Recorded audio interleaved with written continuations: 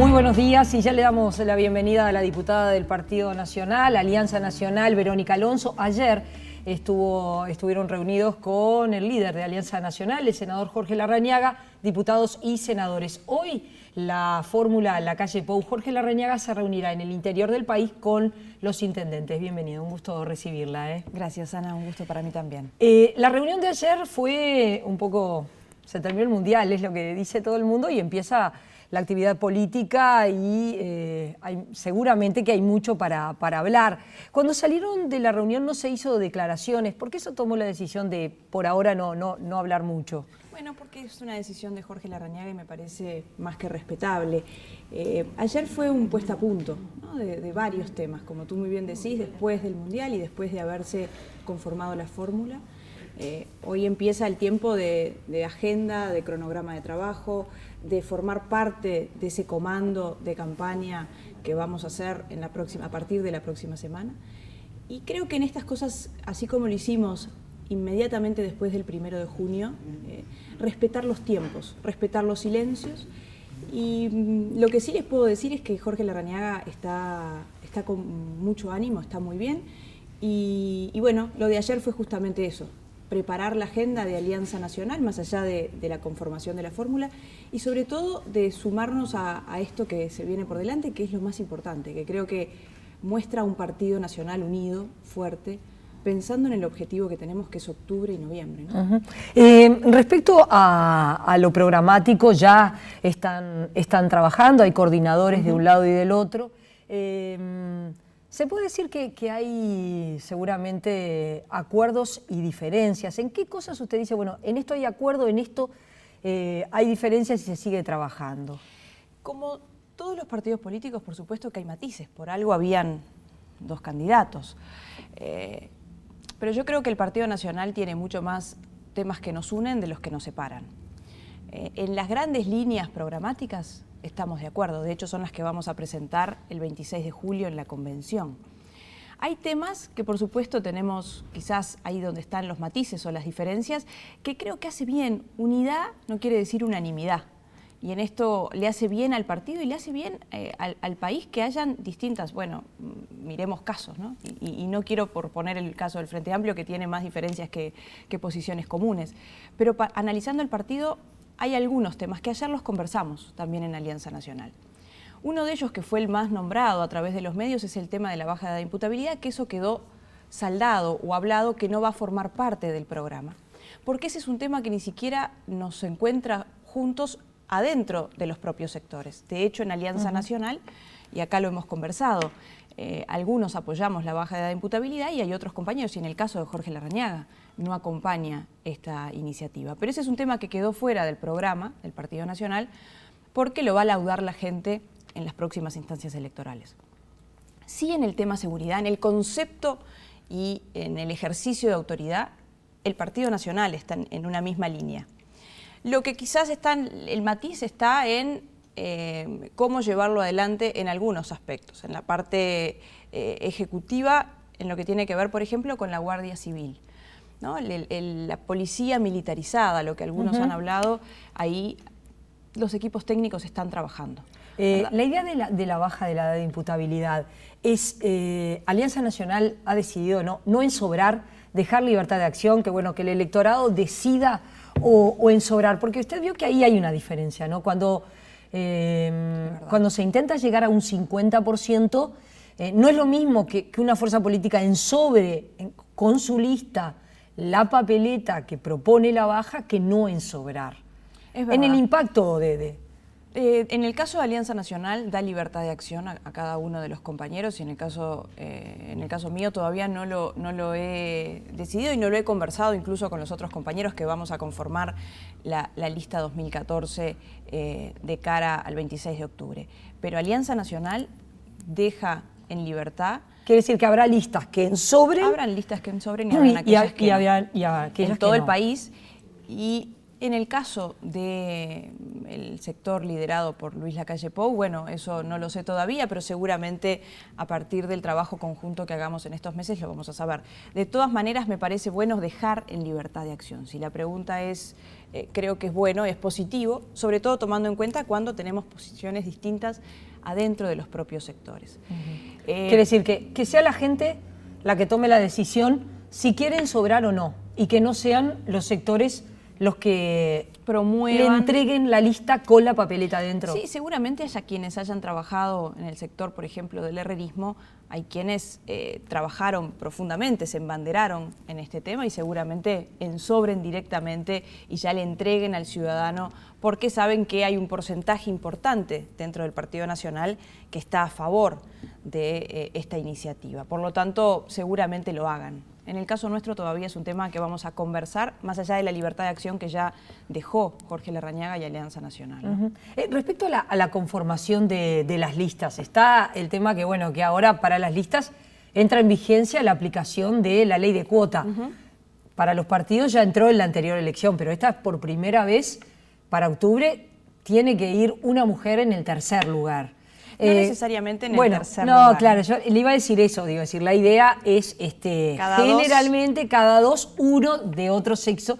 Generalmente en las listas de los partidos uruguayos hay una mayoría bastante abrumadora masculina, por lo cual uno piensa, bueno, dos hombres, una mujer. Pero en su caso ocurre la particularidad que usted votó muy bien en esta elección. Su lista fue la más votada. Yo ayer estaba leyendo, 22.000 votos en Montevideo, 8.000 en todo el país, 30.000 votos. Es una buena votación dentro de lo que ha sido la lista del Partido Nacional. Entonces, bueno, ¿cuánto pesa esa variable para decir, bueno, Jorge Larrañaga va a encabezar? Sí, definitivamente. Nos tiene que encabezar Jorge Larrañaga. Y ahí va a estar la pelea por el segundo lugar, por eso quizás usted me dijo, bueno, vamos a ver si es la tercera o es la segunda. Ese es un tema que vamos a conversar con Jorge Larrañaga, ¿no? Por supuesto que él es el referente y el que define, en este caso, cómo se va a conformar esa lista al Senado, una lista al Senado que creo que tiene que ser una lista que represente justamente y que logre los equilibrios entre Montevideo y el interior. Creo que tiene que buscar también el equilibrio entre la experiencia parlamentaria, esa renovación que me parece que también la gente está pidiendo. Los votos pesan y yo creo que sí. Creo que es el mecanismo más legítimo, el más democrático, donde es la gente la que habla y la que nos coloca y nos ubica en los determinados lugares. En el Senado, por supuesto, que pesan los votos, pero también hay otras variables, como tú decías, que tienen que ver con esto que yo mencionaba, con la experiencia, con buscar ese equilibrio, que Jorge Larrañaga no tengo dudas que lo va a hacer en estos meses que tenemos por delante para conformar esa lista al Senado, pensando en una buena conformación del Parlamento, porque lo que la gente va a votar ahora en octubre, después en noviembre el candidato a presidente, pero también la conformación del Parlamento. Y acá hay un tema importante que es, yo sigo trabajando para que no hayan mayorías parlamentarias. Yo creo que las mayorías parlamentarias han debilitado al sistema democrático y en este caso no importa el partido que gane, creo que no le hace bien al sistema democrático esas mayorías, sobre todo porque se ha hecho uso y abuso de esas mayorías. Por lo tanto, creo que es importante mostrar una conformación de una lista al Senado que más allá de los lugares, me parece importante mostrarle a la gente por qué queremos estar ahí. Cuál es la tarea que tenemos como parlamentarios, cuál es la responsabilidad que tenemos una vez sentados en el Parlamento. Es un gran desafío, es una gran responsabilidad y por supuesto que he trabajado junto con todo el equipo para ocupar esos lugares de responsabilidad, pero eso lo vamos a definir y lo va a definir especialmente Jorge Larrañaga. El tercero, el segundo, el cuarto, eso es un tema que también está en el análisis de estos meses por delante. Sí considero que el papel de la mujer es muy importante, lo hemos hablado también en varias oportunidades, ¿no? Vio que Tabaré Vázquez ha señalado la necesidad, o por lo menos él se lo plantea, de una nueva reforma a lo que está vigente desde el año 1996. Por un lado habla de un proceso electoral demasiado largo, demasiado tiempo en campaña, demasiadas instancias electorales, Y después señala que habría que resolver otra forma que la del balotaje. ¿Cómo ve usted la necesidad de algunos cambios? Incluso ayer lo conversamos con Jorge Larrañaga y él lo decía, ¿no? Creo que la reforma del 96 fue una mala reforma, que hoy, a la luz de los resultados, nosotros vemos que las elecciones se transforman en algo muy pesado, especialmente las elecciones internas, ¿no? Son muy desgastantes, termina generando un enfrentamiento, esa competencia para elegir el candidato termina siendo un desgaste demasiado importante en todos los recursos que se invierten en eso. Humanos y económicos, ¿no? Absolutamente. Y eso a veces uno queda con la lengua afuera sabiendo que tiene otra etapa por recorrer, que es esta y es la más importante. Pero cuando uno llega a esta instancia ya está demasiado desgastado para la siguiente y después para asumir la próxima, que es la de mayo. Creo que hay que rever este tema. Yo lo he planteado incluso con varios compañeros del partido. Es importante rever este tema, e incluso lo del doble voto simultáneo, aquello que había, el tema de la ley de lemas. Me parece que es un tema importante para analizar para los próximos tiempos, que creo que el partido además, el Partido Nacional en particular, está en condiciones de dar ese debate, ¿no? Quiere decir que ustedes en principio coinciden con la idea de que el proceso es excesivamente largo y con que, cada partido político defina cómo elige sus autoridades y no a través de la elección interna, así como se da hoy día. Bueno, ese es un tema que habrá que debatirlo. Seguramente para el Frente Amplio ese es un tema que se dirime más fácil, porque así parece que a Tabaré Vázquez es un tema además hasta de su propia conveniencia. En el caso del Partido Nacional, el mecanismo más legítimo es a través de las urnas, siempre lo hizo así. El tema es que se extiende demasiado y además la separación con la elección municipal también generó costos y generó exceso en el tiempo que creo que habría que buscar rever, ¿no? Y respecto al tema del balotaje. Con respecto al tema del balotaje, creo que es un tema que definitivamente terminó favoreciendo a aquellos que al principio quizás estaban en una postura más en contra. El balotaje creo que tampoco es una instancia que habría que llegar. Si tú me preguntás a mí personalmente, acá hay un tema, ¿no? Quizás al Partido Nacional. ¿No vuelve al país demasiado binario, unos contra otros? Esto es una postura, quizás acá Verónica Alonso y no el Partido Nacional. Yo quiero separar porque quizás hayan compañeros que tengan una postura bien distinta con respecto a esto. Yo estoy casi absolutamente en contra de la reforma del 96 y de hecho voy a trabajar en ese sentido intentando rever esta reforma. No sé si volviendo hacia atrás, pero creo que algunos puntos hacia atrás eran mejores que lo que hoy tenemos y el mecanismo del balotaje no creo que haya sido positivo. Sobre todo uno tiene que analizar, ¿no? Después de haber tenido varias instancias de ellas, ¿no? Entonces creo que después del 99 hacia adelante tenemos elementos como para analizar que el balotaje creo que no ha sido una herramienta positiva justamente a partir de eso que tú decís. Quiere decir entonces que se podría decir que se viene todo un debate y una discusión de... Sí, siempre y cuando no sea un aspecto que busque favorecer, ¿no? a unos sobre otros. Claro, en esto uno no puede ponerle nombre y apellido, porque me conviene en esta instancia, porque me conviene en este periodo. Creo que tiene que ser una reforma que sobre todo haga más amigable el proceso electoral para electores, ¿no? Para el pueblo en particular y también para el sistema político, pero no por la conveniencia que tengan algunos actores del sistema político. Da la impresión que con un proceso además tan largo termina primando quien tiene más dinero, porque hay que poder sostener toda una campaña para la interna, de miles, de millones. Bueno, y ahí favorece el que está en el gobierno, generalmente porque es el que tiene, ¿no?, la mayor, eso así como el que tiene más dinero también es el que está en el gobierno. No quiere decir siempre que, a ver, cuando uno mira las cifras, cómo se presentaron las cifras, en la interna del Partido Nacional, Larrañaga invirtió un poco más que la calle Pou y ganó la calle Pou. Pero yo decía como más en líneas generales, ¿no? Digo, decir, como que hay que poner mucho dinero. Sí, implica recursos. Y aquel que tenga más dinero va a ganar, va a poder sostener más el partido hasta el final, ¿no? Sí, son varias variables, ¿no? El tema de los recursos indudablemente que pesa, pero hay también otras variables que me parece que hay que analizar, o sea, hay que analizarlo con una mirada bastante amplia y no acotada a los intereses personales o particulares, ¿no? 2015, estaba leyendo el informe que envía el Poder Ejecutivo de la rendición de cuentas.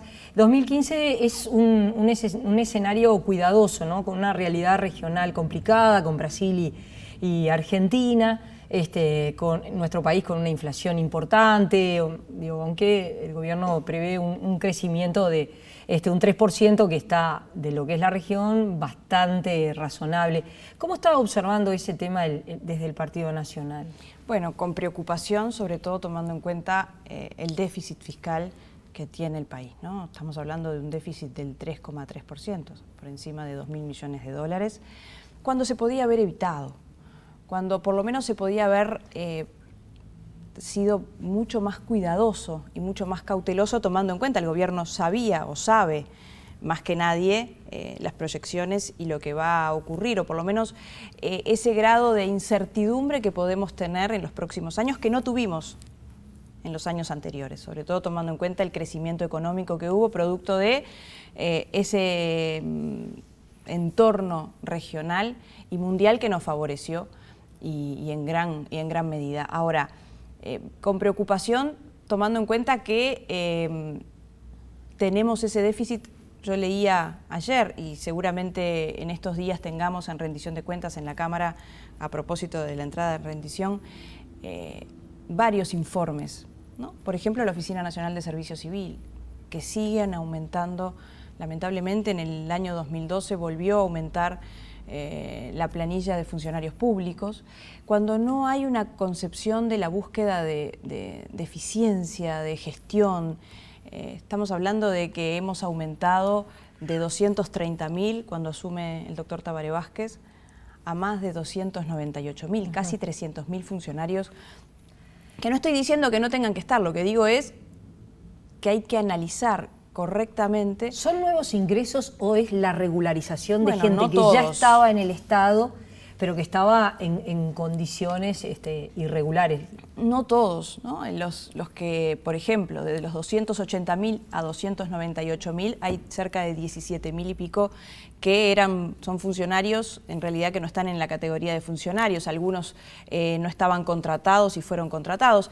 De todas maneras, el exceso, sobre todo sin tomar en cuenta medición, objetivos, resultados, pensando en la eficiencia y en la modernización del Estado. Creo que Uruguay tiene que ir de la mano de esas cosas, evitando este exceso que se ha generado. Así como se ha generado esto en otros ámbitos, donde el porcentaje que se va a destinar, por ejemplo, en el caso de la educación, que promete el Frente Amplio aproximadamente el 6%, sin establecer un resultado o un objetivo claro. Es decir, no importa la cantidad, sino en qué se va a destinar, a qué le vamos a destinar el presupuesto. Es decir, hay una gran cantidad de situaciones que sí me generan preocupación porque no se tomaron las medidas necesarias ni se fue precavido al momento en el que llegara una situación de incertidumbre como va a llegar en el país en estos próximos tiempos. Gracias por haber venido, ha sido un gusto recibirla. Nosotros los invitamos a seguir con más InfoTNU.